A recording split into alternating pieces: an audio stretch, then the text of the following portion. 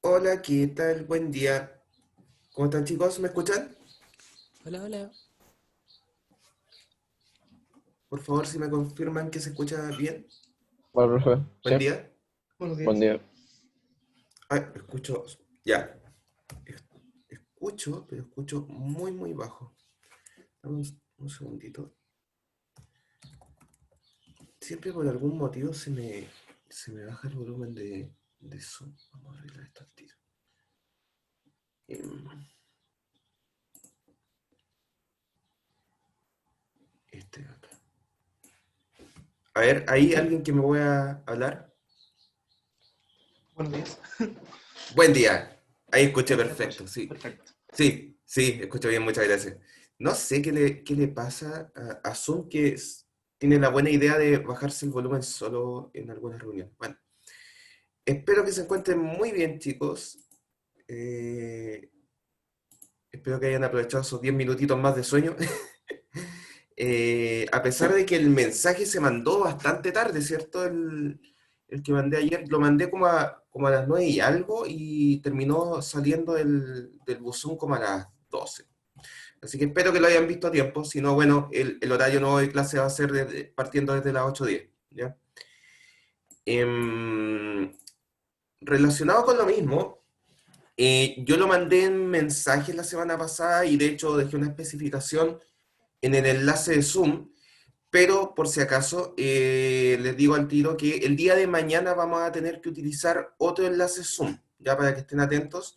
El enlace está publicado en la página de aula y es solo por el día de mañana. A partir de la próxima semana vamos a seguir con este, ¿ya? O sea, de la siguiente sesión, porque ahora vienen fiestas patrias y no hay sesiones. Así que, dicho esto, no sé si hay alguna duda o consulta de lo que hemos visto hasta la clase anterior.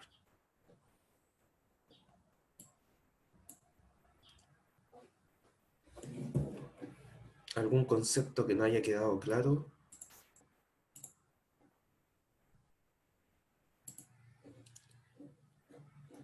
Vamos a ver, mientras configuro esto.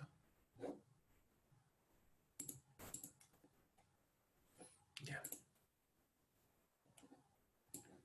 Entonces, esto de acá. Perfecto. Entonces, vamos a partir al tiro. Después de las clases introductorias que nosotros tuvimos, en cuanto a la motivación que les estábamos dejando a los profesores, a los alumnos, de que ustedes programen en entorno Linux y tratar de darles algunas herramientas para aquellos que se quieran aventurar si es que ya no lo han hecho. Vamos ahora sí a pasar a las temáticas propias del ramo y vamos a empezar a ver lo que es programación en C++. Recuerdo que en este paralelo en particular hay varios alumnos que ya han tenido la oportunidad de programar en alguna otra asignatura en C++, así que bueno, de todas maneras, para aquellos que no hayan tenido la oportunidad, si es que hay alguno, si hay algún concepto que no quede claro de los que vamos a ir viendo ahora, no hay ningún problema en que me vayan preguntando. La idea principalmente es irles presentando algunos de los elementos más característicos de C y C++, y tratar de irles haciendo algunos símiles con Python para que les sea más fácil digerir los conceptos, ¿ok?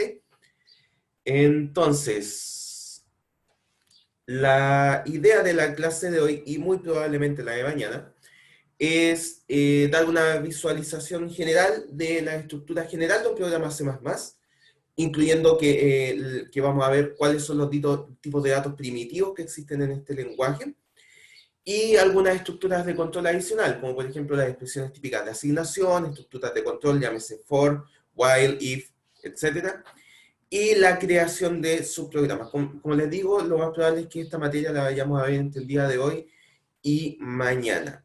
¿Ok? Entonces partimos. Nosotros en la clase anterior quedamos en una diapositiva muy parecida a esta, ¿cierto? Teníamos el para aquellos que no hayan visto el lenguaje C o C++, esta es su primera visualización de un código en C++, ¿ok? ¿Qué es lo que hace este código? Como muchos de ustedes perspicazmente se han dado cuenta, este es el típico hola mundo que se muestra en todos los lenguajes, la forma más sencilla de hacer un programa. Entonces, bueno, ustedes ya se darán cuenta que a diferencia de un programa Python, nace, bueno, por supuesto en el lenguaje Python tú puedes agregar lo que se llama una estructura main, sin embargo, en C++ esto es obligatorio, ¿ya? Y en C también. C y C++ son lenguajes que van orientadas a la creación de funciones, es decir, todas y cada una de las líneas de código, salvo alguna definición de alguna variable global o algo así, pero las implementaciones de estructuras de programa que tú hagas dentro de C++ tienen que ir contenidas en al menos una función, ¿ok? Que en este caso es la función main. La función main es la función principal de tu programa C o C++, es decir, cada vez que tú vayas a ejecutar tu programa, tienes que hacerlo a partir de esta función main. Si tú agregas más funciones después, no hay ningún problema, pero al menos tiene que tener la función main para que opere. Entonces, como ven acá, tenemos esta función main y dentro de esta función tenemos algún código que en este caso en particular lo que hace es mostrar por pantalla un mensaje de hola mundo y arriba, de la misma manera que en Python teníamos los import para agregar algunas bibliotecas, ¿cierto? En C++ tenemos este tipo de estructura para también ir agregando las distintas bibliotecas de tu programa. Vamos a ir tratando de desglosar cada uno de estos elementos e ir agregando más en la medida que vamos avanzando en la clase para ir complejizando la cantidad de cosas que podemos hacer. Pero básicamente este programa que aparece acá es el símil de simplemente hacer un programa tipo Hola Mundo en Python. ¿Ok? Entonces, vamos a hablar de algunas características del lenguaje C y C++ antes de pasar con las estructuras propiamente tal. Entonces, como dice acá, la forma en que tú tienes que codificar en C++ es un tanto diferente en varios aspectos a lo que ustedes están acostumbrados en Python, para aquellos que solo hayan visto Python. Mientras en C++ existe lo que se llama la tipificación explícita, en Python se trabaja con tipificación implícita. Vamos a explicar qué es cada uno de estos tipos de tipificación, ¿ok? Básicamente trata de lo siguiente. A ver si puedo abrir alguna pantallita más. Perfecto. Entonces, miren, acá.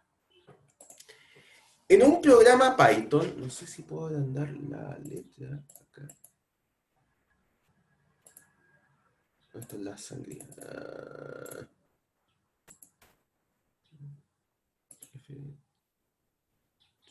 Dame un segundito, voy a ver si puedo agrandar la letra. Por ahí. Súper. Entonces, en un programa Python, si ustedes quisieran, por ejemplo, definir una variable, ¿qué es lo que harían? Bueno, nada muy complicado, ¿cierto? Nombre de la variable, operador de asignación, y digamos que queremos asignarle a esta variable el número 10, por ejemplo. Entonces simplemente tenemos que poner x igual, operador de asignación, 10. ¿Qué es lo que está haciendo el programa Python en este caso? Asignarle a la variable x el valor de 10.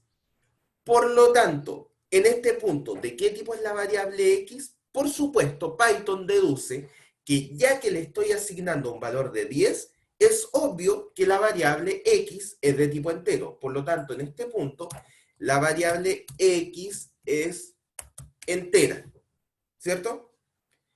Por lo tanto, a pesar de que Python pudo identificar el tipo de la variable a partir de la asignación, yo de ninguna manera y en ningún momento le estoy indicando a Python que x es una variable de tipo entero, de manera explícita, ¿ok? De la misma manera que si nosotros ponemos, por ejemplo, y es igual a 2.1, ¿cierto? Al ser 2.1 un tipo flotante, un número flotante, al asignarle 2.1 a la variable y, por supuesto Python entiende que lo que estamos haciendo acá es utilizar una variable de tipo flotante, por lo tanto y es flotante. ¿Ok?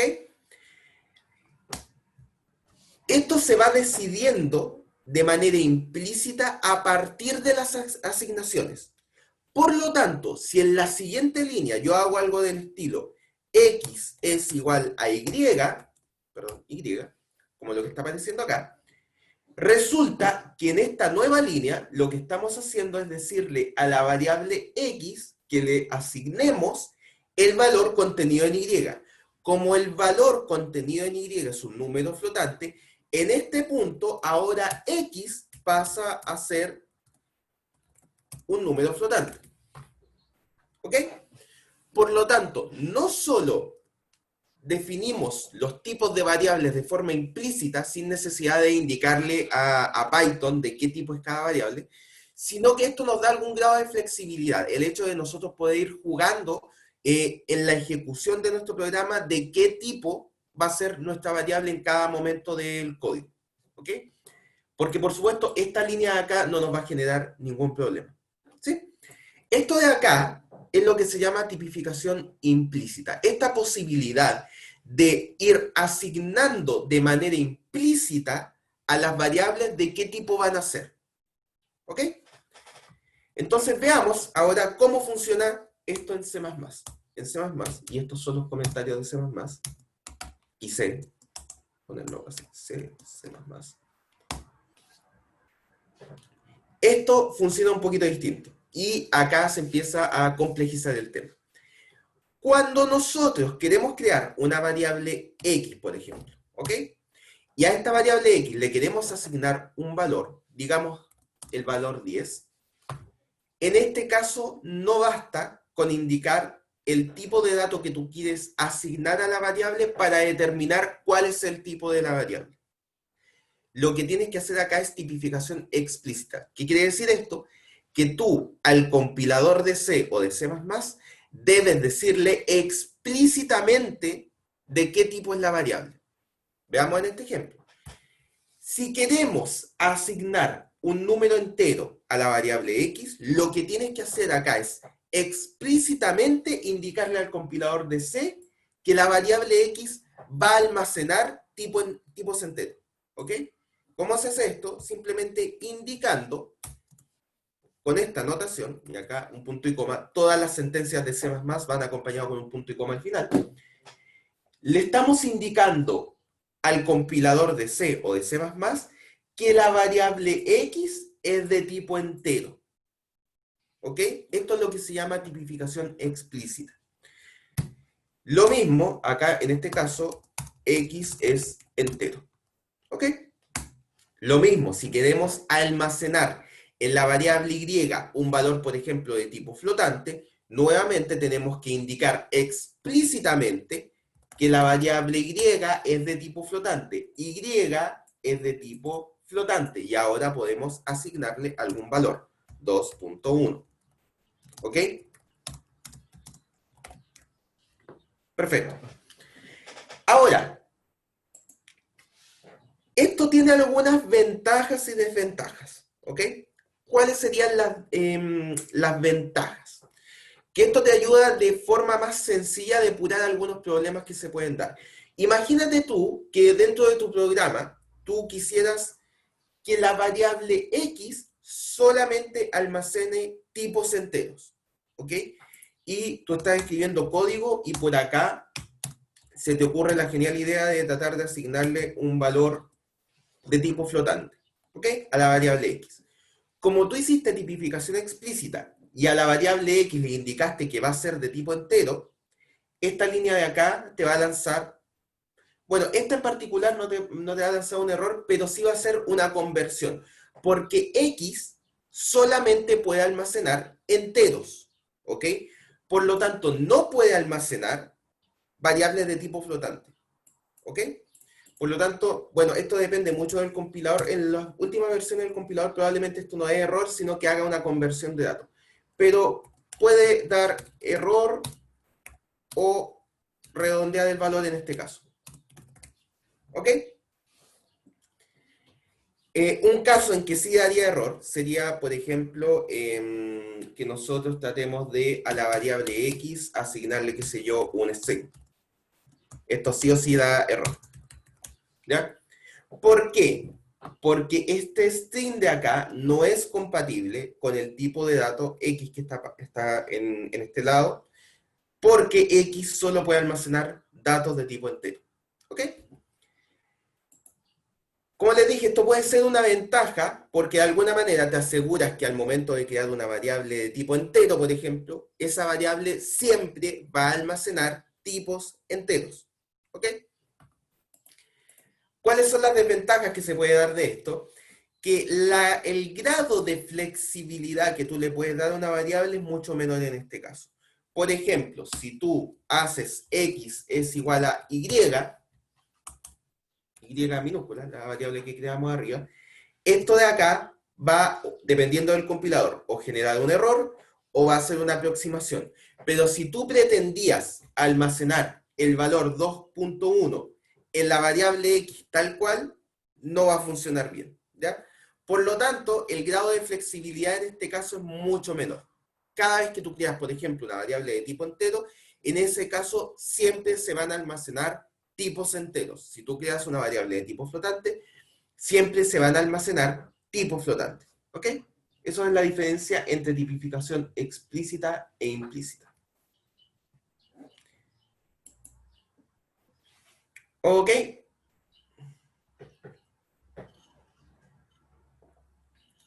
Entonces, como les estaba diciendo recién, una característica de los lenguajes estructurados como C++, que es el que estamos viendo, es que tú tienes que definir qué tipo es cada una de las variables que tú utilices antes de hacer uso de ellas. Y esto es lo que se llama tipificación explícita.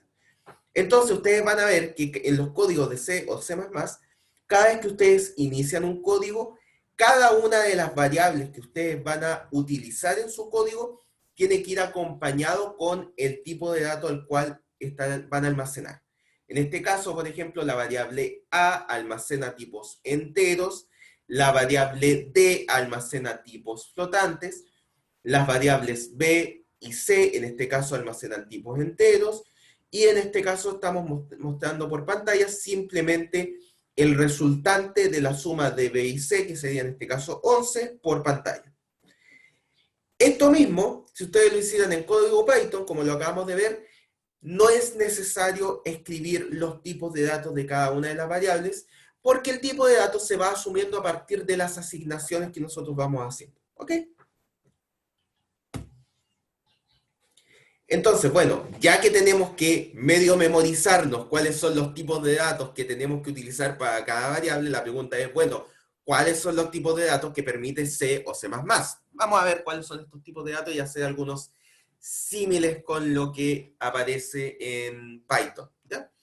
Entonces, bueno, estos de acá son los tipos de datos primitivos que aparecen en el lenguaje C++ y el símil en Python si es que existe. Entonces, tipos booleanos, ¿cierto? Los tipos de verdadero y falso, aparecen en C y en C++, y el tipo de dato tiene por nombre bool, ¿cierto? Al igual que en Python.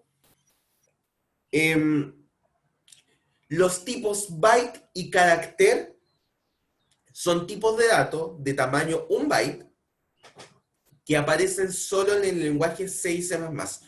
Una forma de emularlo utilizando Python es, en el caso del tipo byte, que a pesar de ser tamaño 1 byte, almacena números, una forma de emularlo sería simplemente con el tipo entero, mientras que el tipo char, el tipo carácter, que lo que hace es almacenar letras o símbolos, lo podemos emular a través del tipo string de Python. ¿Ok?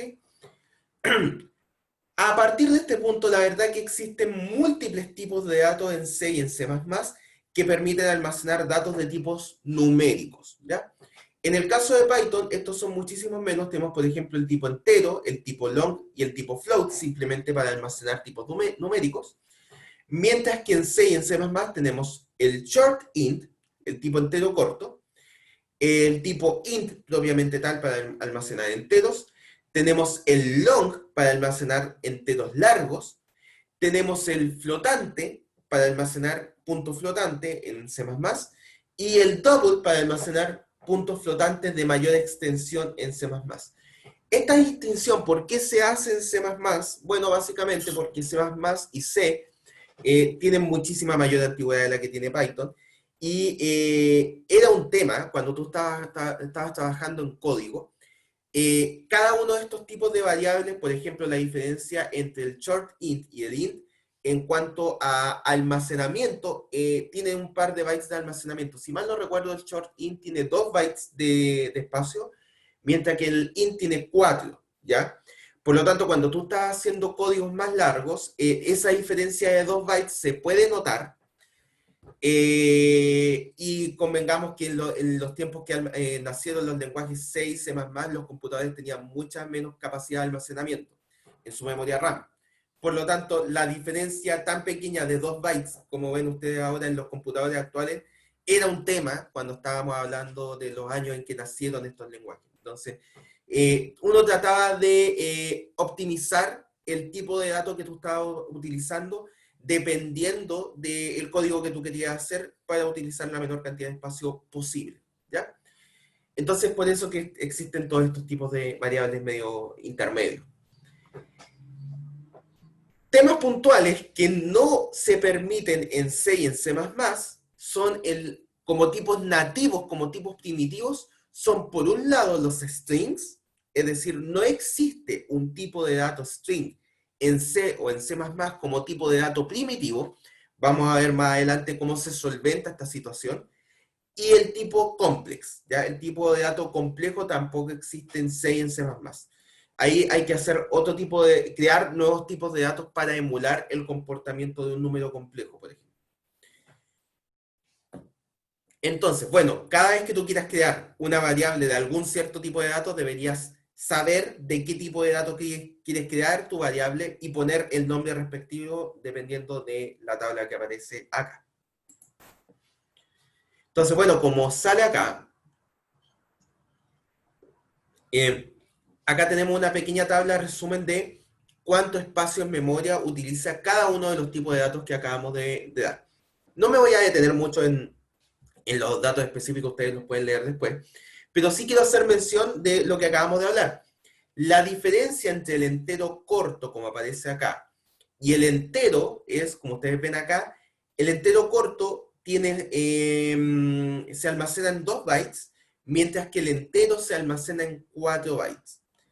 Por supuesto, el entero corto, si tú lo utilizas muchas veces en tu código, va a almacenar, o sea, va a utilizar mucho menos espacio en memoria que el entero normal, porque es la mitad de espacio que está utilizando. Pero tiene la desventaja de que al utilizar menos bytes para almacenar la información, la cantidad de valores que puede almacenar es muchísimo menor. En el caso del entero corto, la cantidad de valores que puede almacenar va desde el 32.768 al 32.767, ese rango numérico. Mientras que el entero normal, si se fijan, es mucho mayor. Va desde, ¿qué número es este? 2.147.483.648 al 2.147.483.647. ¿Ya? Entonces la cantidad de números que se pueden almacenar en un entero es muchísimo, muchísimo mayor, porque ocupa más bytes para almacenar esa información. ¿Ok? Perfecto. Ahora, quiero saber si todos acá, me imagino que todos acá saben cuántos bits hay en un byte. Confírmenme que no estoy haciendo una suposición muy fuerte con chicos, no los quiero tratar muy, muy violentamente acá. ¿Cuántos bits hay en un byte? A ver si me responden por el chat o por micrófono. 8, muy bien, excelente. 8 bits. ¿Y qué es un bit?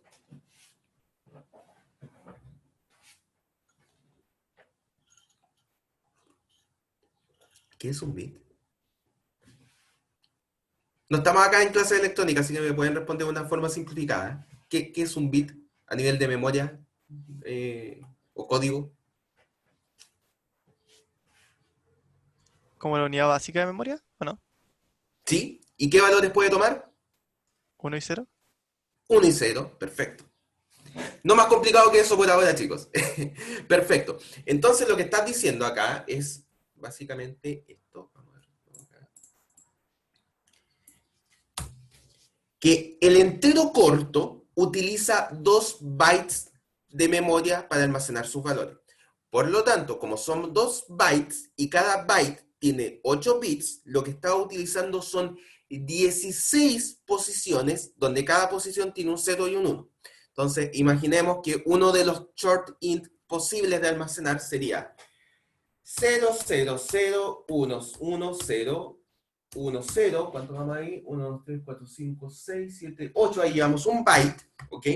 Y el siguiente byte sería, por ejemplo, 1, 1, 0, 1, 1, 1, 0, 1. Ese es un número de tipo short int. Sin necesidad de calcularlo, ¿me podrían decir cómo calcular qué número decimal sería ese?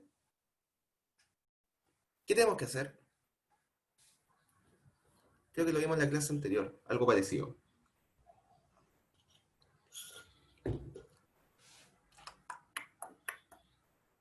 Sé que son las, ¿qué hora es? 20 para las 9, pero armémonos de ánimo, hagamos esto más participativo, porque si no yo también me voy a quedar dormido acá mientras le hago clase, chiquillos. ¿Cómo yo podría calcular a partir de este número binario qué número decimal es?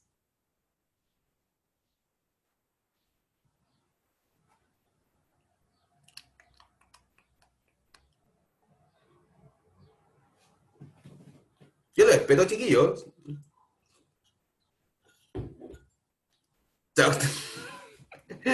Ok, acá, muy inteligentemente su compañero se metió a Google y puso traductor binario. Ok. Maravilloso, maravilloso. Está bien, esas son soluciones de ingeniero. Está muy bien, chiquillos. ¿Qué es lo que tenemos que hacer acá? ¿Lo vimos? Muy bien, muy bien. Lo que tenemos que hacer, lo vimos en la clase anterior, pues, chiquillos. Cada uno de estos, acuérdense que esto es un número en binario. Y el número binario, cuando hablamos de un número binario, queremos decir que estamos en base 2, ¿cierto? A diferencia de los números decimales que están escritos en base 10. Por lo tanto, cada uno de estos dígitos representa una posición en base 2. Para escribir todo este número, dado que son 16 bytes, o sea, 16 bits, ¿cierto? La primera posición debería representar el 2 elevado a 0 y la última posición sería el 2 elevado a 15, ¿cierto? Porque son 16 dígitos, partiendo desde el 0. Entonces, lo que tendríamos que ir poniendo acá sería 0 por 2, lo voy a anotar así, espero que me entiendan la anotación, 2 elevado a 15, más 0 por 2 elevado a 14, más 0 por 2 elevado a, perdón, 2 elevado a 13, más, y ahora tomamos este dígito, ¿cierto? Vamos acá, 1 por 2 elevado a 12, bla, bla, bla, bla, bla, más 0 por 2 elevado a... De hecho, lo podía haber puesto ahí todo el tiempo. Ahí, más 2 elevado a 1, más 1 por 2 elevado a 0. ¿Ok? Y luego tienen que sumar todo eso, ¿ya? Para ver qué número es el que... lo calculaban acá, maravilloso. O utilizaban el traductor binario a lo mejor. Y... bueno, es la suma de todos esos números, ¿ok? Pregunta, a partir de 16 bits, ¿cuál es el mayor número que podrías escribir? Vamos despertando, chicos. ¿Cuál es el mayor número que podrías escribir? Voy a simplificar muchísimo la Sería, pregunta. sería A 1 ver, por dime. 2 elevado a 15, más 1 por 2 elevado a 14, más 1 por 2 elevado a 13, y así, ¿no? Perfecto. O una forma más fácil de decirlo, ¿cierto? Sería 2 elevado a 16 menos 1. Sí. Sí. El sueño, el sueño, el sueño. Totalmente, totalmente. Sí, efectivamente, como dice su compañero. A ver, pero voy a cambiar la pregunta para aquellos que no sepan por qué, de dónde sacó el número su compañero. Con 3 dígitos, en número decimal, ¿ya? Con 3 dígitos. Este de acá, vamos a poner así. A, B, C. Imagínense que son los 3 dígitos de un número decimal. Con 3 dígitos decimales, ¿cuál es el mayor número que puedes escribir?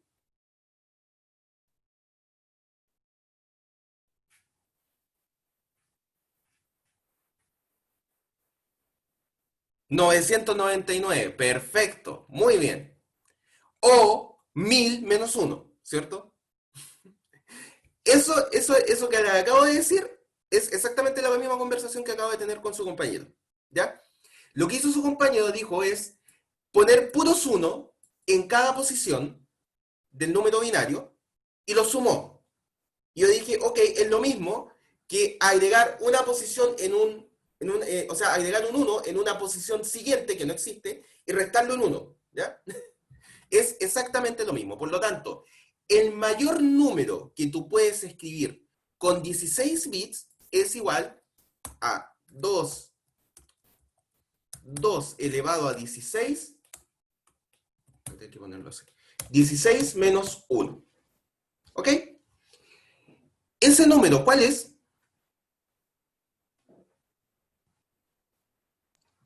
65.535. 65.000, ¿cuánto? 535. 535. ¿Ok? Entonces, vámonos acá a la tabla. Una de las formas de escribir un número entero utilizando 2 bytes es desde 0, como aparece acá, hasta 65.535. ¿Ok? Ese es el entero sin signo. Pero profesor, yo quiero escribir números negativos también. Bueno, si quieres utilizar 16 bits, lo que debería hacer es lo siguiente. Toma el rango de números, ¿ok? Que puedes escribir con 16 bits y pártelo a la mitad y deja la mitad de los números que tú puedes escribir, codifícalos como números negativos y la otra mitad considera que son números positivos. Es decir, toma los 65.535 números posibles, divide esa cantidad en 2 y 32.768 considéralos como números negativos y el resto como positivos. Y de ahí salen los enteros normales, los short int con signo. ¿Ya? Pasa exactamente lo mismo con el entero normal y con el entero sin signo. ¿Ya? Con la diferencia de que acá son 4 bytes, por lo tanto son 2 elevado a 32 menos 1 posibilidades, y es por eso que aparece este número acá. Y si quieres escribir los números negativos, deberías partir el rango en 2 y la mitad negativo y la mitad positivo. ¿Vamos bien? ¿Hay dudas hasta acá?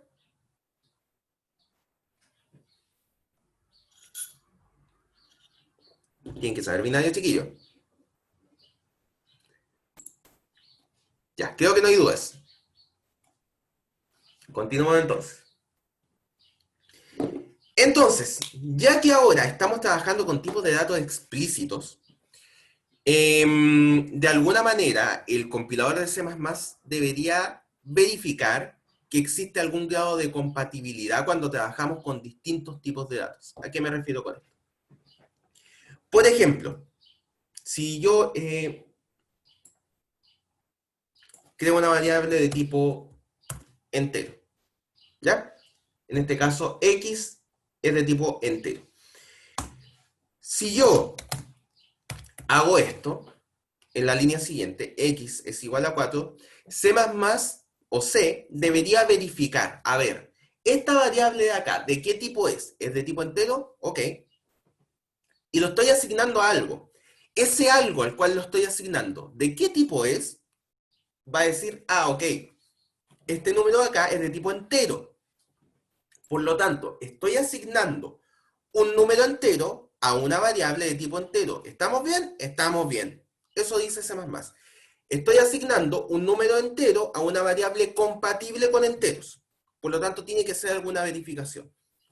Si yo en otra línea hago esto, acá C++ va a tener algunos reparos, porque va a decir, ¿de qué tipo es la variable X? Entero, ¿cierto? Es de tipo entero. Y le estoy asignando algo. ¿De qué tipo es el dato al cual lo estoy asignando? Es de tipo flotante. Acá hay un problema, va a decir C++, ¿ya? Porque estoy tratando de asignar un número flotante a una variable de tipo entero.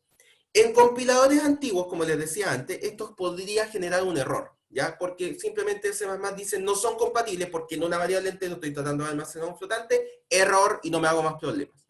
Normalmente en los compiladores más actuales de los últimos años, C++ ha tratado de agregar un poquito de inteligencia a esta situación. Dice, ok, estoy tratando de almacenar un número flotante en una variable de tipo entero. No puedo almacenarte un número flotante porque no es una variable de tipo flotante, pero sí soy capaz de almacenar la parte entera de tu número, ¿ya?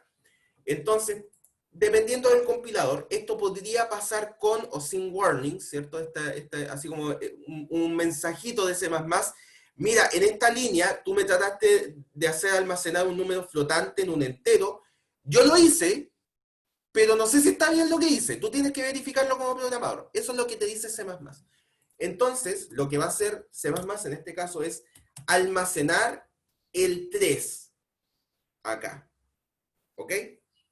Eso depende mucho del compilador. Puede que existan algunos compiladores que todavía den error, o que lancen un warning, o que pasen sin ningún mensaje. Como les digo, eso depende del compilador. Pero el punto acá es que C++ o C tienen que hacer esta verificación para ver si el tipo de dato al cual tú estás asignando es compatible con la variable que estás utilizando para almacenar. ¿Ok?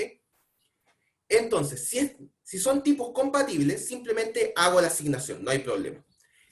Sin embargo, se pueden dar algunos casos en que sea necesario hacer alguna conversión, que fue lo que hicimos en este caso de acá, fíjense. C++, en este caso de acá, dijo, mira, yo te puedo almacenar tu número flotante en el entero, pero tengo que convertirlo, porque yo, tal cual como me lo pasaste, no lo puedo almacenar, porque yo tengo una variable de tipo entero acá. ¿Ok? Esa conversión del dato flotante a entero de forma automática es lo que se llama coerción. ¿Ok? C++ de manera muy inteligente identifica que esto, a pesar de ser un número flotante, es un tipo numérico, de la misma manera que X, a pesar de ser tipo entero, sigue siendo algún tipo numérico. Por lo tanto, deberían tener algún grado de compatibilidad, pero necesita convertir esta variable de tipo flotante a un tipo entero para poder almacenarla en la variable X. ¿Ok? Perfecto. Y esto acá es lo que se llama coerción, como les acabo de decir. Ahora, puede haber algún caso en que en verdad tú quieras asegurarle al compilador de C++ que una variable de un tipo de dato que puede no ser compatible, decirle, ¿sabes qué? Conviértela en un dato compatible para que tú no tengas ningún grado de duda de que yo quiero hacer esta asignación, ¿ya? ¿Cómo se haría en este caso? Si tú quieres evitarle la confusión al compilador, tú le puedes decir explícitamente, mira, esta variable acá yo estoy consciente como programador que es de tipo flotante y estoy consciente que la estoy tratando de almacenar en un tipo entero. Entonces voy a hacer la conversión de manera explícita, ¿ok? Esta variable acá, que es de tipo flotante, la voy a convertir, y esta es la notación que se utiliza, a una variable de tipo entero, ¿ok? Por lo tanto, lo que está haciendo acá, lo que tú estás haciendo acá con esta notación es decirle al compilador, yo sé que esta variable es de tipo flotante, pero por favor conviértela en tipo entero para que no haya ningún problema al almacenarla en esta variable, ¿ok? Y ese proceso que acabamos de hacer, que es lo mismo que aparece acá, es lo que se llama casting, el proceso de casteo, ¿ok? Esto, por supuesto, tiene algunas limitaciones. Hay algunos tipos de datos, como por ejemplo acá en este caso que vimos, si tú tienes un tipo numérico, lo puedes convertir a otro tipo numérico sin mayores problemas, ¿ya? Pero puede haber algunos casos en que esto no sea posible y ahí es donde entran los errores de tipo, donde no es posible hacer ni coerción ni casting, Y lo que dice acá, que trata de hacer una conversión de un tipo de dato inapropiado, tipos de datos que no son compatibles entre sí, y como dice acá, esto es lo que se conoce como error de tipo. ¿Ok? ¿Hasta acá hay dudas, consultas? ¿Vamos bien? Perfecto. Entonces, vamos a continuar acá. Vamos a hablar de lo que es el concepto de definición de variables versus la asignación y la inicialización. La verdad que estos tres conceptos... Sí, cuéntame. Una duda. El int Sí. que está al principio de la función main, ¿de qué sirve? ¿Cuál link, disculpa? El int, Ah, el int. Ya, vamos claro. a hablar de eso. Ya, te puedo adelantar, no hay problema. Vamos a hacer un pequeño spoiler acá. Lo vamos a ver en más detalle en el tema de las funciones en todo caso, cuando veamos funciones. ¿Ya? Las funciones, cuando tú defines funciones de la misma manera que en Python, ustedes se recuerdan que las funciones pueden tener retornos de variables, ¿cierto? Puedes retornar algo. Ahora, a diferencia en Python, que tú podías retornar lo que se te diera la gana, las funciones de la misma manera que cuando tú defines una variable tienes que especificar de qué tipo de dato es la variable, lo mismo ocurre acá con las funciones. Cuando tú creas una función, tienes que especificar de qué tipo de dato es el retorno de la función. Entonces, este int que aparece acá, lo que está haciendo es indicar que esta función main, mírenlo como una función común y corriente, la función main va a retornar una variable de tipo entero o un dato de tipo entero. Por lo tanto, acá en el return, fíjense que este 0, por supuesto, es un tipo entero, por lo tanto, es compatible con la definición de la función. Si tú acá pusieras, por ejemplo, un string, si tú retornaras hola, esto no funcionaría porque tú definiste que la función main retorna un tipo entero. De todas maneras, este mismo concepto lo vamos a ver en más detalle cuando veamos funciones al final de esta unidad, si no me equivoco, pero eso es más o menos un pequeño spoiler de esa parte. No sé si quedó claro la consulta por ahora.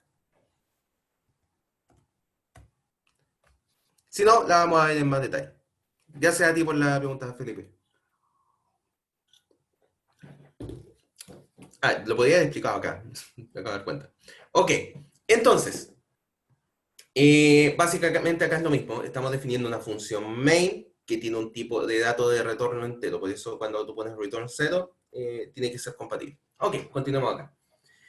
Entonces, en este caso, lo que vamos a hacer es, por un lado, definir, asignar e inicializar. Como les digo, estos tres conceptos normalmente van de la mano, pero tienen sus pequeñas sutilezas. ¿Profe? Cuéntame. ¿Para qué era el include iStream?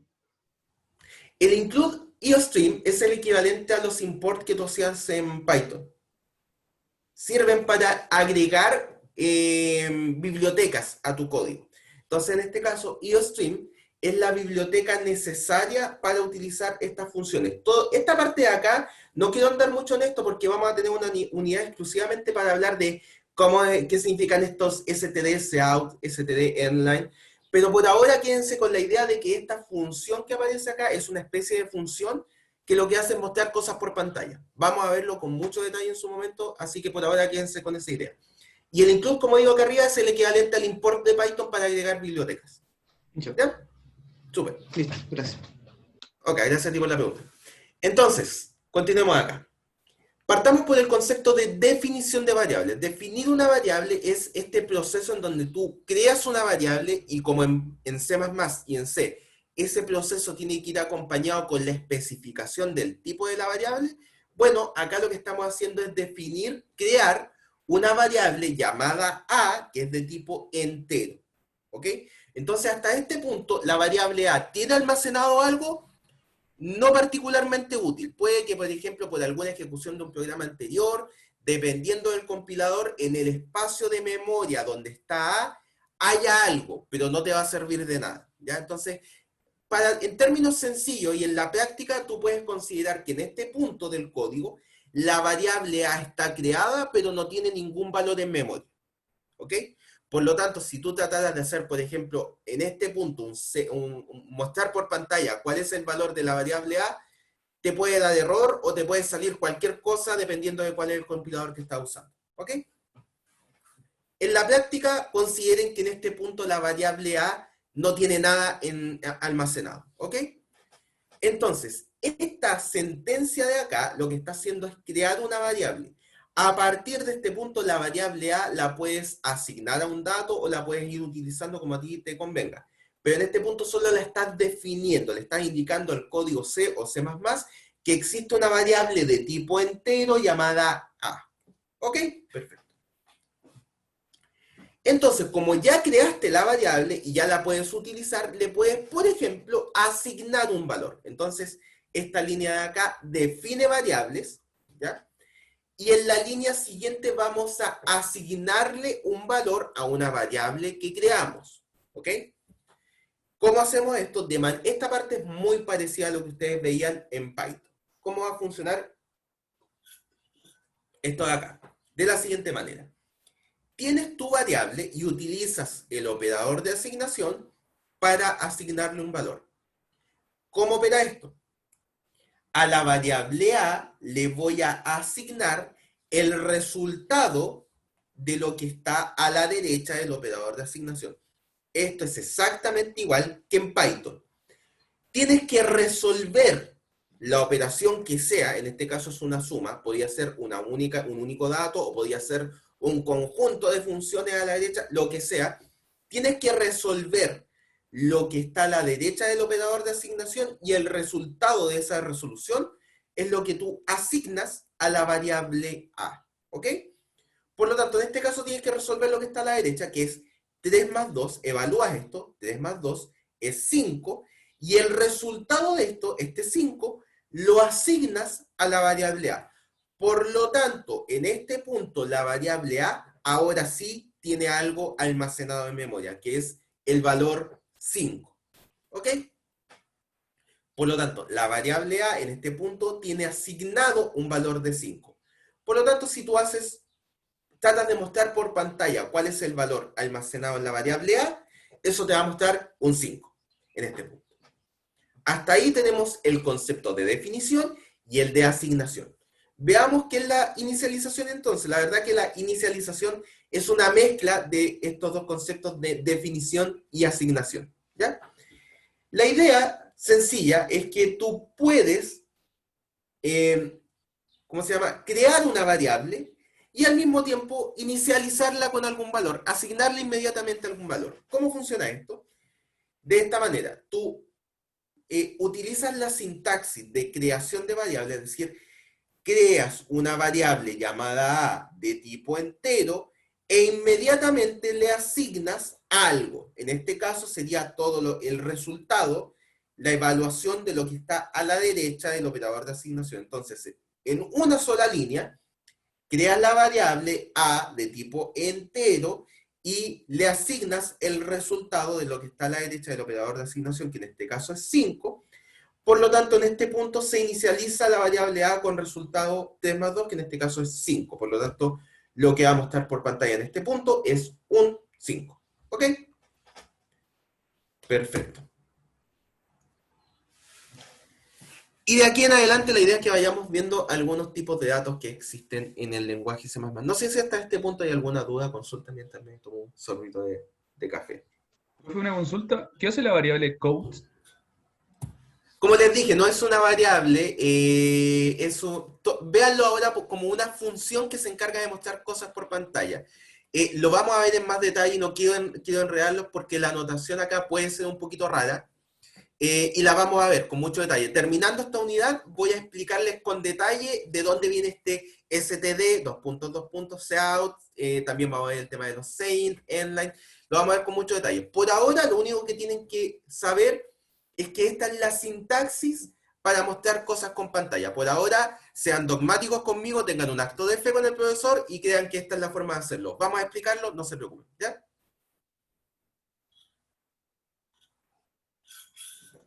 Perfecto. ¿Alguna otra consulta? ¿Vamos claros hasta acá? Perfecto. Como les digo, lo vamos a ver con mucho detalle. Así que por ahora vean esta como la sintaxis para mostrar cosas por pantalla, no más que eso. Entonces, algunos tipos de datos que existen. Existe un tipo de dato dentro de C y C++ que se llama el tipo de dato enum. Es un tipo de dato que se utiliza, como su nombre lo dice, para enumerar cosas. Entonces, imagínate la siguiente idea. Tú quieres definir, por ejemplo, estás trabajando en un código sobre autos, por ejemplo. Entonces quieres definir los distintos colores que puede tener un auto. ¿Ok? Entonces tú podrías definir, para utilizar poco espacio en memoria, que la forma en que vas a codificar los distintos colores disponibles para tus autos, va a codificarlo con una variable de tipo entero. Entonces, el número 0 equivale, por ejemplo, al rojo. El 1 equivale a amarillo. El 2 equivale a azul. El 3 equivale a verde, y así. Entonces, cada vez que te aparezca un 0, eso equivale al color rojo en tu código. ¿Ok? Y cada vez que te aparezca un 1, va a equivaler al número, o sea, al color amarillo. El problema viene en que cuando ya te pones a codificar líneas y líneas de código, no es tan intuitivo ver un 0 y tú como programador acordarte, oye, el 0 ¿qué color era? ¿Era rojo? ¿Era amarillo? ¿Era verde? No me acuerdo. Entonces tendrías que irte a lo mejor a alguna tablita que tú tengas hecha a mano o en un Excel, qué sé yo. El 0 equivalía al rojo, el 1 equivalía al amarillo, ¿ya? Y tendrías que ir cada vez que tú te metes al código verificando a qué corresponde cada uno de los números que tú asignaste como codificación. ¿Ya? Sin embargo, C++ y C te permiten utilizar este tipo de datos para ahorrarte un poco ese trabajo. Lo que hace es definir un tipo de dato, que en este caso es enumColor, ¿ya? Es un ejemplo de un tipo de dato. Es decir, estamos creando un nuevo tipo de dato de la misma manera que existen los enteros, los flotantes, ¿cierto? Los doubles, ¿cierto? Estamos creando un nuevo tipo de dato que se va a llamar color. Y este tipo de dato lo que va a hacer es codificar colores con números. Por eso se llama tipo de dato enumerado. Entonces, cada vez que nosotros hablemos de rojo, en este caso, como estamos enumerando, el rojo se codifica con el número 0. El amarillo se codifica con el 1 y así para cada uno de los distintos nombres que nosotros vayamos poniendo. Entonces, finalmente esto es un listado de variables, por decirlo de alguna manera, que se van enumerando partiendo desde el 0. Entonces, si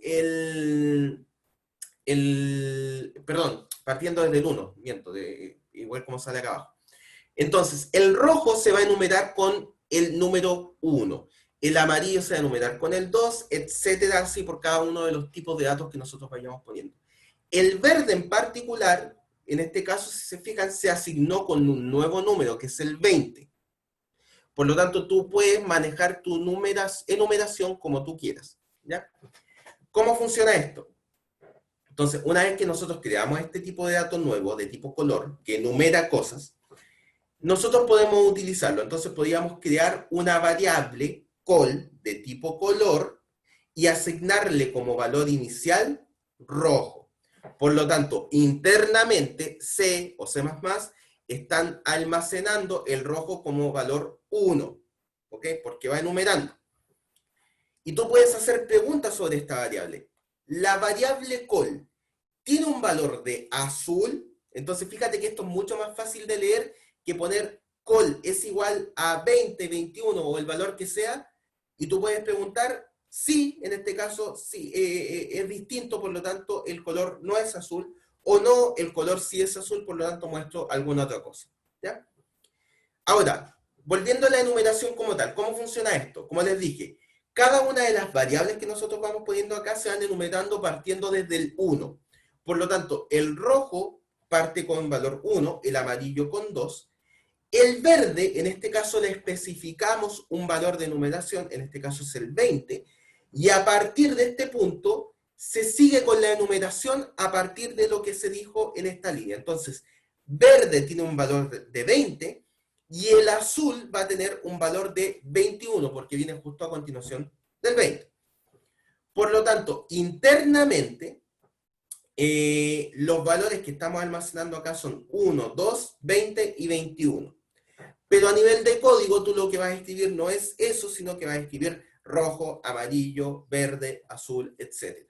¿Ya? Entonces, una forma para que la comprensión de tu código sea un poquito más fácil de leer cuando estás trabajando con tipos de datos que están como codificados, como en este caso serían los colores. ¿Ya? Hasta acá no sé si hay dudas. Mientras paso a la siguiente. Cuéntame. Si uno hace verde igual 1, por ejemplo, tira error, porque el rojo ya lo tiene. Tira error, exactamente. Y aparte porque la enumeración, la idea es que vaya creciendo. Creo que el tipo de datos en NUM no te permite como devolverte en la enumeración. Y tiene sentido porque si tú tienes acá 1, 2 y pusieras, por ejemplo, 1 de nuevo, se empezarían a solapar las enumeraciones de nuevo. ¿Te fijas? Entonces, en ese sentido, NUM no te deja devolverte en la enumeración. ¿Ya? Así que no se puede, pero sí tienes que pensar que el tipo de NUM simplemente es una forma de codificar. Al final que tenga estos valor 1, 2, 40, 50, no es importante, sino lo que representan esos números. ¿Ya? Por eso que es un tipo de dato enumerado. ¿Sí? Gracias, profe. No, gracias a ti por la pregunta. Sigamos entonces. Vamos a hablar ahora de tipos de datos, arreglos y strings. Vamos a ver, hay dos aproximaciones para hablar de strings en C y en C++. La primera es un poquito más complicada, entonces espero que cuando pasemos a la segunda, cuando hablemos justamente de la biblioteca estándar de C++, la segunda la verdad es que es mucho más sencilla, pero necesito que entiendan la primera para que entiendan cómo opera por debajo lo que va a ser C++ en la siguiente iteración de strings, ¿ya? Así que espero que no se pierdan en esto, cualquier duda me la pueden hacer. Al igual que en Python, pero un poquito más restrictivo, en C++ también existen lo que se llaman tipos de datos arreglos, ¿ya? Que sería, estirando mucho el concepto, sería el equivalente a las listas de Python, ¿ya? Que simplemente sería un conjunto de datos ordenados que se agrupan para poder utilizarlos, ¿ya? Ahora, ¿por qué digo estirando un poquito el concepto? Porque en Python, en verdad, tú podías poner en cada posición de la lista lo que a ti se te diera la gana. Si tú querías poner, qué sé yo, un entero, pon un entero. Si tú querías poner un flotante, pon un flotante. Si querías poner un string, pon un string. Si querías poner una lista, tú podías poner lo que quisieras realmente, ¿ya? No había problemas con eso. En C y en C++, como tipos de datos primitivos, los arreglos necesitan, al igual que las variables, que tú especifiques qué va a contener cada posición del arreglo.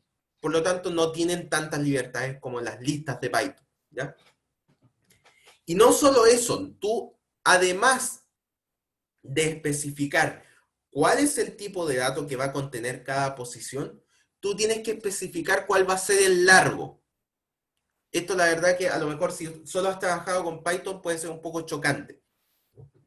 El hecho de que tú no puedas decidir dinámicamente en tu código de qué largo es el arreglo de tu variable arreglo en C o en C++. Esto igual tiene un disclaimer entre medio porque eventualmente sí se pueden hacer arreglos variables, pero hasta el punto que lo vamos a ver acá, los arreglos tienen un tamaño fijo. ¿Ok? Entonces, ¿cuál es la sintaxis para hablar de arreglos?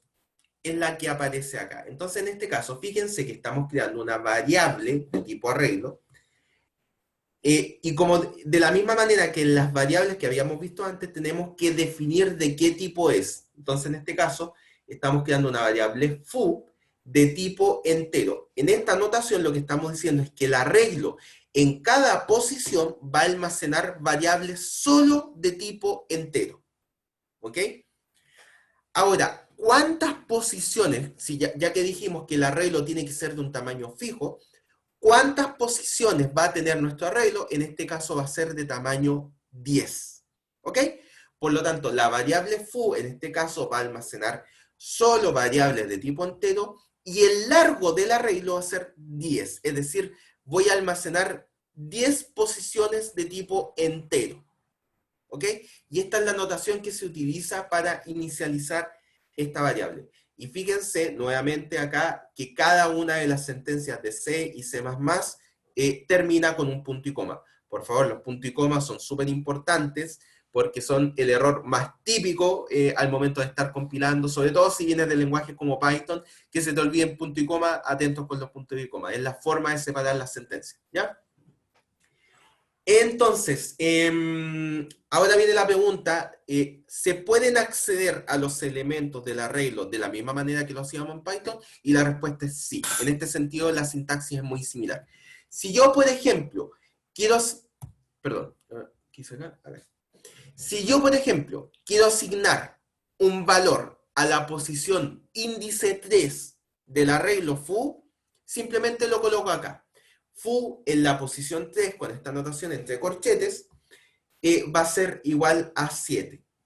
De la misma manera que en Python, los arreglos parten sus índices de acceso desde la posición 0. Por lo tanto, el índice 3 representa la cuarta posición. Así que ojo con ese detalle, funciona exactamente igual que en Python en ese sentido.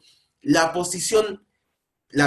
primera posición es la con índice 0. La segunda posición es la con índice 1 y así con cada posición del arreglo. Por lo tanto, en este caso particular, en donde tenemos 10 posiciones, la última posición va a ser la novena.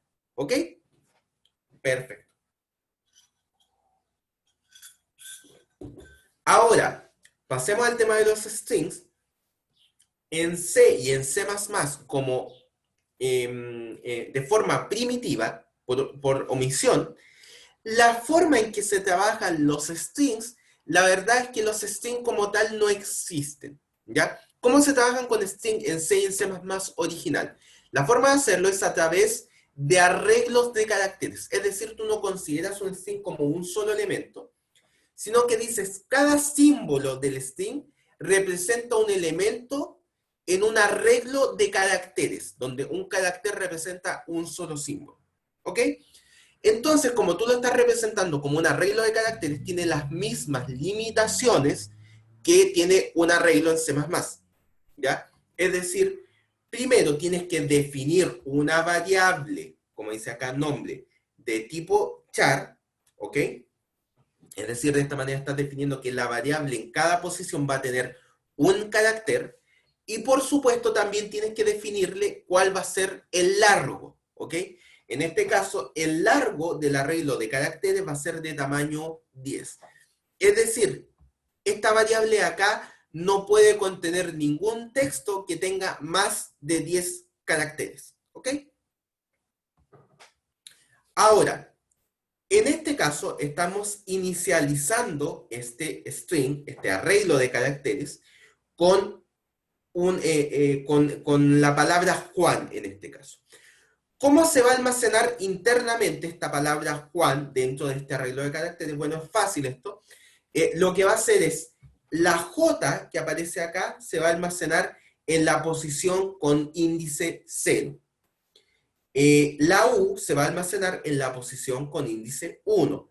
La A en la posición con índice 2 y la N en la posición con índice 3. ¿Ok?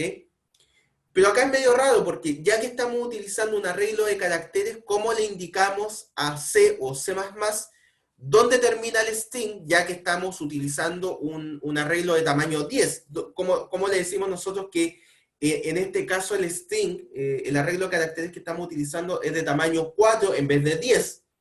Bueno, para eso se utiliza un carácter especial que es este, ¿ya? Entonces, en la posición con índice 4, es decir, en la quinta posición, se va a almacenar este carácter. Este carácter es el de fin, el de término de string. Por lo tanto, cuando C o C++ se encuentren con este carácter, vas a saber que es el fin del string que estás armando, del arreglo de caracteres.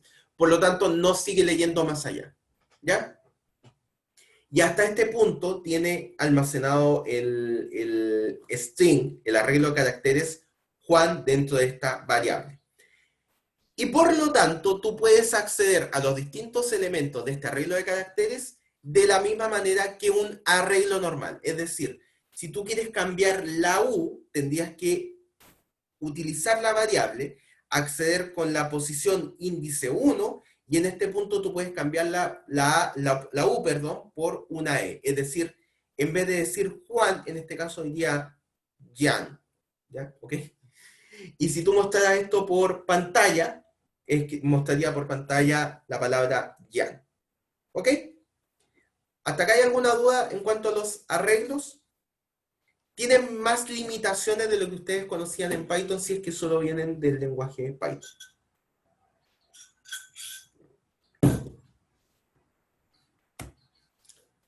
Perfecto.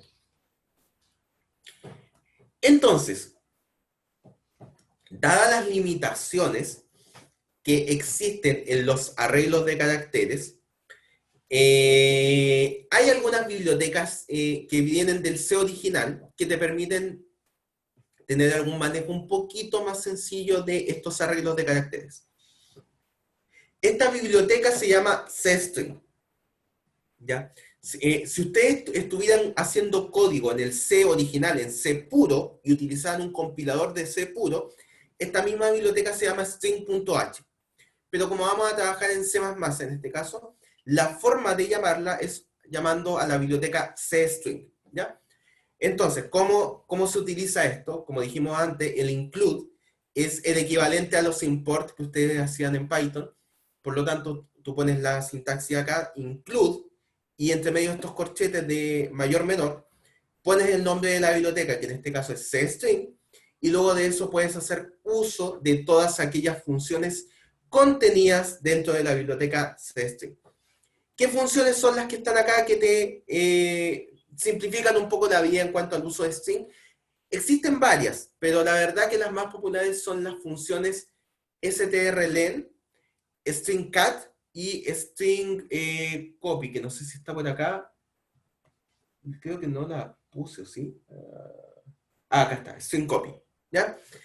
Que básicamente lo que hacen stringlen es calcular cuál es el largo de un string dentro del arreglo de caracteres.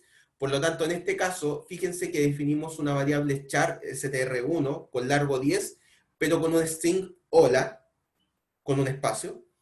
Y la segunda variable también de largo 10, pero inicializada con el string mundo. ¿Ok? Por lo tanto, en este caso, al llamar la función strlen con el string 1, como este tiene 1, 2, 3, 4, 5 caracteres de largo, lo que va a mostrar por pantalla es 5. ¿Ok?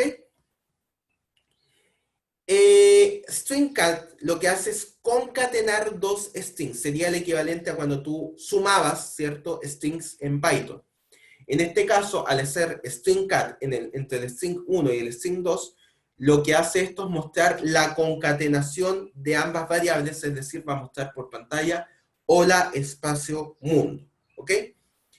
Y stringcopy lo que hace es copiar el contenido en la segunda posición de esta función en la primera variable, en la variable de la posición 1. Entonces, lo que va a hacer esto es el contenido de str2, que en este caso es mundo, lo va a copiar en la variable str1. Por lo tanto, al mostrar la variable str1 por pantalla, lo que va a imprimir ahora es mundo, porque se copió el contenido de esta variable en la variable str1. ¿Ok? Y acá están sus respectivos equivalentes en Python si es que tienen alguna duda de cómo funciona cada una de estas funciones. ¿Ya? La variable, o sea, la función strlen sería el equivalente a len que ustedes veían en Python. Strcat sería el equivalente a la concatenación de strings, ¿cierto? Y strcopy sería simplemente a la asignación que ustedes hacían de un string a otro. ¿Ya? ¿Dudas hasta acá? Si no hay dudas, pasamos al siguiente tipo de datos. Vamos a ver los tipos de datos abstractos. Dentro de los tipos de datos abstractos vamos a ver lo que son las estructuras. Se puede dar en más de una ocasión que tú quieras crear nuevos tipos de datos que que sean raros, ¿cierto? Por ejemplo, imagínate que tú quieres almacenar la información dentro de tu código, imagínate que estás trabajando en un sistema tipo SIGA y quieres almacenar información, por ejemplo, de los estudiantes, ¿ya? Entonces tú podrías crear una variable en particular para el nombre del estudiante. Tú podrías crear otra variable para la edad del estudiante de tipo entero, ¿cierto? Y otra variable para la estatura, por ejemplo, estoy inventando datos. Entonces tú podrías crear una variable flotante para la estatura del estudiante. Ahora, si tú tuvieras 100 estudiantes de los cuales almacenar información, tendrías que crear 100 variables distintas, cada una con su propio nombre, para cada uno de los estudiantes para almacenar su nombre. 100 variables distintas, cada una con su propio nombre para almacenar la edad de cada uno de los estudiantes. Y otras 100 variables distintas para almacenar la estatura de los estudiantes, ¿ya? Lo cual no suena tan inteligente, considerando que lo que podrías hacer es simplemente crear un tipo de dato nuevo, ¿ya?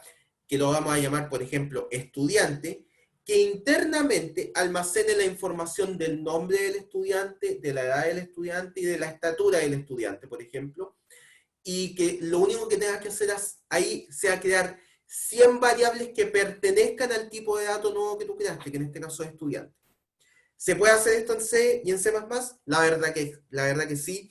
Y el tipo de dato que permite eso son los que se llaman las estructuras, o el tipo struct, ¿ya? ¿Cómo funciona esto? Primero veamos la sintaxis. Para crear un tipo de dato de estructura, lo que tenemos que hacer acá es escribir la palabra reservada struct, y luego darle un nombre a la estructura. En este caso sería empleado, ¿ok?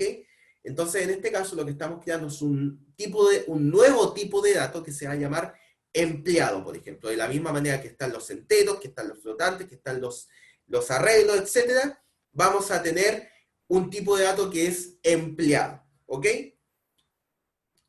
¿Qué información va a contener internamente el tipo empleado? Va a contener un nombre, que es un arreglo de caracteres de tipo nombre, el apellido paterno del empleado, el apellido materno del empleado y un float que contiene el sueldo. ¿Ok? Esta es la información interna que contiene este nuevo tipo de dato que hemos creado. Entonces, como es un nuevo tipo de dato, ¿cómo lo utilizamos? Exactamente igual que los otros tipos de datos que ya estaban creados para usar nuevas variables. Entonces, imagínate que quieres crear nuevas variables de tipo empleado. ¿Cómo es la sintaxis? Exactamente igual. Tienes que crear variables E1 y E2, en este caso, nombres de variables normales, que pertenecen al tipo empleado. Esto sería equivalente a cuando tú creas una variable de tipo int llamada A, tú estás creando acá una variable llamada E1 de tipo empleado. ¿Ok? Es exactamente igual la creación de variables. Por lo tanto, cada una de estas variables internamente almacena toda esta información. ¿Ya? Ahora la pregunta es, ¿cómo tú accedes a la información o cómo tú le asignas valores a estas variables? Bueno, en este caso lo que tú tienes que hacer es, a través de un operador que es el operador punto, tú vas a acceder a cada uno de los elementos internos de esta variable de tipo estructura, ¿ok? Entonces imagínate que quieres acceder al sueldo del empleado. Lo que tú tienes que hacer acá es utilizar la variable que tú creaste de tipo struct, es decir, E1, y con el operador punto accedes al atributo sueldo y ahora tú puedes asignarle, por ejemplo, un valor. En este caso sería, por ejemplo, 550.000 es el sueldo que tú le asignas a el empleado E1. ¿Ok? Si tú, por ejemplo, y acá hay un pequeño error porque estos son arreglos de caracteres, no son string. Lo voy a modificar antes de subirlo a la clase, pero imagínense que esto está correcto. Si tú quieres asignarle un nombre a la variable nombre, en este caso, lo que tendrías que hacer es E1.nombre y hacer la asignación respectiva.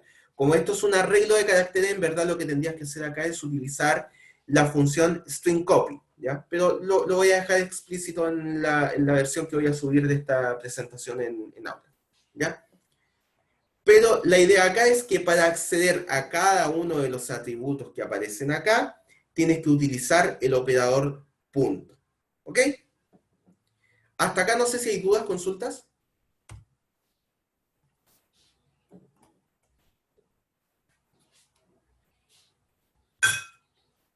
Profe, Perfecto. Cuéntame. respecto a la función como enumerar, eh, ¿qué pasa con ese tipo de variables? Son, por ejemplo, yo puedo hacer como int x igual rojo y x tendría que tener el valor 1 o podría De- sumarlo. Depende del compilador si te permite eso, porque finalmente como está almacenando, el tipo numérico igual es como un entero por dentro, ¿cierto? Entonces va a depender del compilador si te permite hacer esa asignación o no. Lo que tú no puedes hacer es cambiarle, por ejemplo, poner rojo igual 4, tú no puedes hacer eso. Ya no puedes cambiarle el valor al tipo numerado que tú creaste. Pero depende del compilador si tú puedes poner, por ejemplo, int x igual rojo, depende simplemente del compilador. Puede que en compiladores muy antiguos no funcione, y en compiladores más nuevos, lo mismo que hablamos antes, puede que te lo permita hacer, pero igual te diga, oye, estás tratando de asignar un enum a un entero y a lo mejor no está correcto. ¿Ya? Entonces, puede ser, depende del compilador. Ah, ya, gracias. Gracias a ti por la pregunta. Ya, continuamos acá. Vamos al tema de las expresiones y asignaciones. Para realizar las asignaciones, como ustedes vieron en Python en su momento, y acá no me quiero detener mucho porque es prácticamente lo mismo, la forma en que tú asignas y operas en C++ tiene algún orden, ¿ya? Es decir, de la misma manera que tú, por ejemplo, para operar matemáticamente, por ejemplo, las sumas son de izquierda a derecha, y si tú tienes, por ejemplo, las multiplicaciones, ¿cierto? Tienes que partir por las multiplicaciones, si tú tienes paréntesis, partes primero por los paréntesis, etcétera. Hay un orden perdón, de precedencia, ¿ya? Y si el orden es ambiguo, dependiendo del compilador o la implementación de cómo se esté traduciendo el lenguaje, puede generar algún tipo de error o comportamientos distintos del que tú esperabas. Entonces hay que tener en cuenta eso al momento de hacer las líneas de código, digamos, ¿ya? Entonces, en C++ existen distintos operadores, ¿ya? De la misma manera que existe el operador de asignación, el de suma, el de resta, el de multiplicación, ¿cierto? Y cada operador tiene su aridad, lo que se llama la aridad, es decir, cuántos elementos de entrada tiene cada operador. Entonces, existen, por ejemplo, operadores unarios que tienen solamente un operando, solo una entrada, operadores binarios que tienen dos operandos, es decir, dos entradas respectivas, y existe un operador ternario que tiene tres operandos, es decir, tres entradas. Vamos a ver algunos ejemplos de esto. Entonces, nuevamente no me quiero detener mucho en esto, pero los operadores unarios, es decir, aquellos que necesitan solo una entrada, que existen en C++, son los que aparecen acá. Algunos de estos tienen su equivalente en Python. Por ejemplo, el de negación lógica, es decir, por ejemplo, si quieres pasar un verdadero a falso y viceversa, tienes que utilizar este operador, y por supuesto tiene una entrada, que es el valor de verdadero o falso, y sería el signo de exclamación, ¿ya? El equivalente en Python sería el not. El de dirección lógica, que después lo vamos a ver en detalle, estos de acá, el de dirección lógica y de referencia, lo vamos a ver en detalle cuando veamos la materia de memoria, ¿cierto? Y de acceso a memoria, que no existe un equivalente en Python. El complemento 1, que es esta idea de pasar todos los ceros a 1 y viceversa, que es la tilde que aparece acá. El de incremento, también lo vamos a ver en detalle en su momento, decremento, los signos más, menos, y el de casteo, ¿ya? El de casteo nosotros lo vimos que era la conversión de tipo. Entonces, cada uno de estos operadores que aparece acá recibe un operando de entrada para valga la redundancia, operar. Por ejemplo, el de negación lógica recibe un solo valor de verdadero y falso, y lo que hace es retornar el valor contrario. Entonces, si tú le entregas un verdadero, te retorna un falso, o viceversa, ¿ya? Vamos a ver algunos ejemplos después de cómo operan estos operadores en su momento. Operadores binarios son aquellos que necesitan dos operandos para funcionar. Entonces, por supuesto, están los típicos acá. Suma, resta, multiplicación y división, que por supuesto necesitan dos operandos para hacer algo, ¿cierto? Tenemos la división entera, el módulo, que es el resto de la división, y la exponenciación, que es el único que no existe en C++, por lo tanto tienes que hacer operaciones más raras para hacer la exponenciación de C++.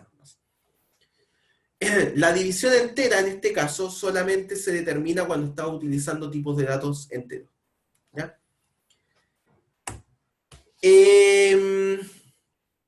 También existen operadores binarios, bitwise, es decir, que operan bit a bit, porque en este caso trabajamos podemos trabajar más a nivel de bits. Entonces tenemos el operador de AND lógico, el operador de I lógico, el operador del OR lógico, el SOR, o el OR exclusivo que se llama también, el corrimiento hacia la izquierda y el corrimiento hacia a la derecha. No quiero detenerme mucho en esto porque, insisto, esto debieron haberlo en sus cursos de Python en su momento, pero si en algún momento tienen dudas me pueden consultar, no hay ningún problema. Pero simplemente estos son los operadores a nivel de binario, el I lógico, el O lógico, el SOR lógico, el corrimiento a la izquierda a nivel binario, el corrimiento a la derecha a nivel binario. Por supuesto, como hemos visto en Python, también existe un orden, una precedencia en la forma de evaluación. Esto es exactamente igual en la mayoría de los casos que en Python. No me quiero, insisto, detener mucho en esto, en cuál es el nivel de precedencia de cada uno de estos operadores y la forma en que se evalúan, ¿cierto? Porque pueden simplemente verlos acá. Pero por decir algunos ejemplos, qué sé yo, el operador unario, el más, que lo vamos a ver más adelante cómo funciona, opera de izquierda a derecha, o también puede operar de derecha a izquierda dependiendo del caso, que lo vamos a ver un poquito más adelante.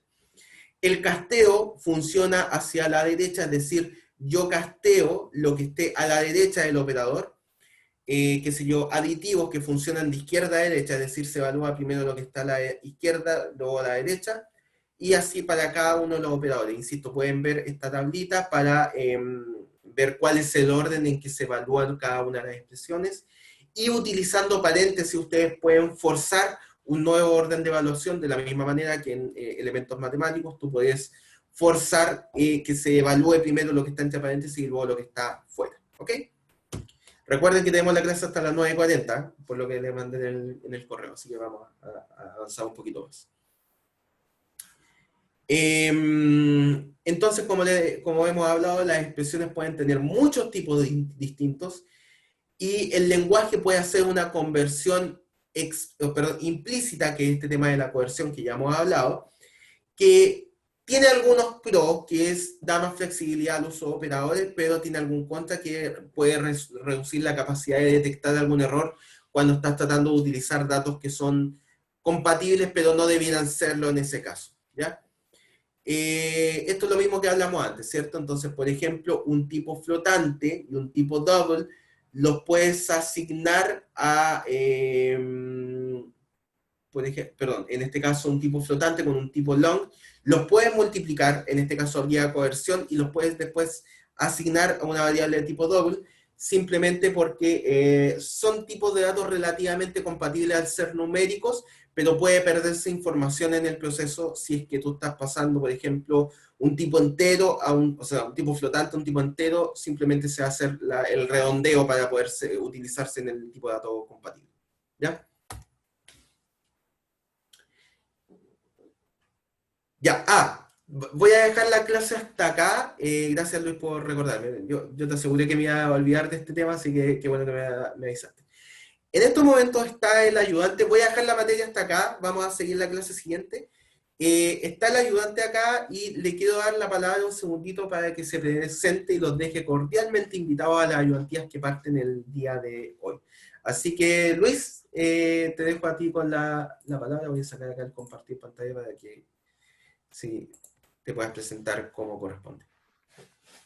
Bueno, chicos, en estos momentos tengo un poco mal en la cámara, así que espero que las ayudantías me puedan conocer a modo de video. pero me voy a presentar. Yo soy Luis Torres, soy telemático de cuarto año. Ya tengo bastante experiencia, así que espero que poder enseñarles de la mejor manera. Recuerden que si tienen cualquier duda, yo les puedo atender por WhatsApp, por correo, por el medio que necesiten, porque considero que este es un ramo bastante importante como para darle un plus a la carrera. Entonces, cualquier duda, ustedes me pueden hacer cualquier pregunta. Bueno, se supone que los horarios de ayudantía van a quedar para el martes 5 o 6. Ya les dije por correo, les dije por WhatsApp. Recuerden que si no están en el grupo de WhatsApp, les recomiendo que entren, porque si tienen dudas, ahí yo voy a estar respondiéndoles. Eh, Más que eso, no sé qué podría decirles. Recuerden que hoy día nos vamos a juntar el martes 5 o 6. Vamos a estar revisando los contenidos que ya hemos visto en clase. Así que los espero a todos. No sé si tienen alguna duda para el ayudante o para mí de lo que hemos visto en clase ahora. Depende de ustedes.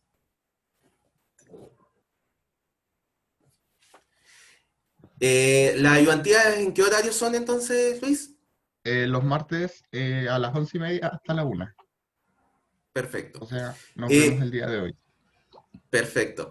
Oye, acompaña las palabras de Luis. Este ramo puede ser para, sobre todo para la gente que viene desde Python, un salto un poquito brusco, a lo mejor, porque es un poquito más complicado programar en C++ que en Python.